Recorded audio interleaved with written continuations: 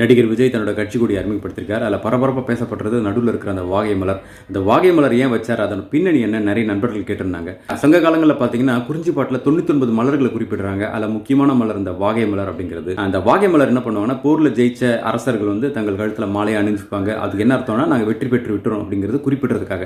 அதனால தான் வெற்றி வாகை சூடினார், வாகை சூடவா, அதாவது வெற்றி பெற்று அந்த வாகை மலரை மாலையாக சூடவா அப்படின்னு சொல்றதுக்காக தான் வாகை சூடவா அப்படின்னாங்க. இங்கிலீஷ்ல இதுக்கு அல்பீசியா லெபெக் அப்படின்னு சொல்லுவாங்க. இந்த வாகை மலர் நிறைய மருத்துவ குணங்கள் சொல்றது, நிறைய மருத்துவ தைலங்கள் தயாரிக்கவும் அந்த பெர்ஃப்யூம்ஸ் தயாரிக்கவும் பயன்படுத்தப்படுது. வாகை மரம் ஃபர்னிச்சர் உட்பட நிறைய மருத்துவ பொருட்கள் தயாரிக்கிறதுக்கும் பயன்படுத்தப்பட்டு வருகிறது.